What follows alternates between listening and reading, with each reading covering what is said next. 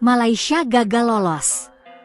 Begini nasib 11 negara ASEAN di kualifikasi Piala Asia U20 2025. Dikutip dari bola.net, 15 negara ASEAN berpartisipasi dalam kualifikasi Piala Asia U20 2025, dan beberapa di antaranya dipastikan tidak akan masuk ke putaran final yang akan diadakan di Cina. Kualifikasi Piala Asia U20 2025 belum berakhir. Semua negara masih memiliki satu laga yang belum dimainkan. Beberapa sudah jelas lolos atau tersingkir. Dengan status tuan rumahnya, Cina pasti lolos ke fase grup.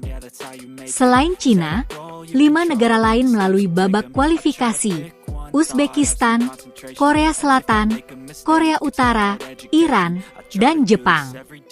Namun, beberapa negara sudah pasti tidak bisa lolos.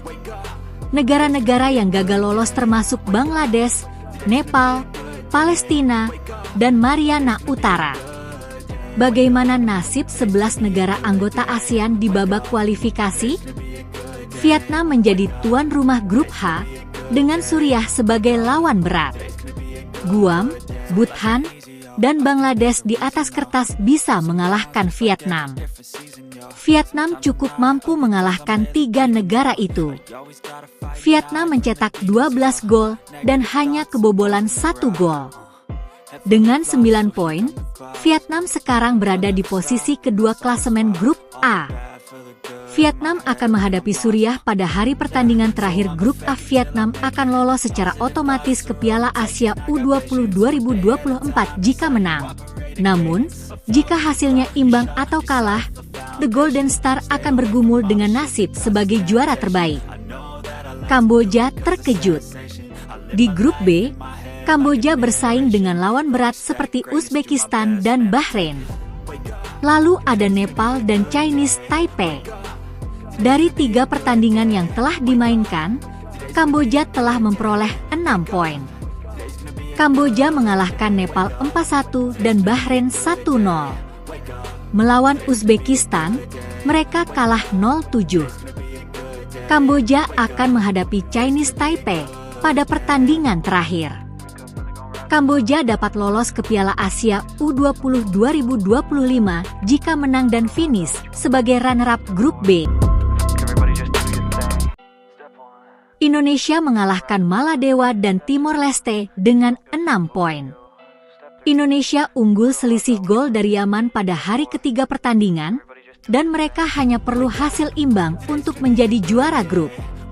Tidak mungkin bagi Timor Leste untuk lolos ke Piala Asia U20 2025, tetapi mereka akan melakukan pekerjaan yang luar biasa karena mereka bisa bersaing dengan Indonesia dan Yaman.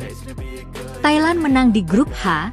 3 negara ASEAN, Thailand, Filipina, dan Brunei Darussalam, dan 1 negara ASEAN lainnya, Irak, bersaing di grup H. Pertandingan di grup H sangat mirip dengan Piala AFF karena Thailand menang pada 2 pertandingan pertama, 5-0 lawan Filipina dan 13-0 lawan Brunei Darussalam. Thailand ada di puncak klasemen grup H. Filipina dan Brunei, di sisi lain, gagal total dalam persaingan grup H. Kedua negara sudah pasti gagal lolos ke Piala Asia U20 2025. Mereka yang sulit bersaing. Malaysia sudah pasti gagal lolos ke Piala Asia U20 2025.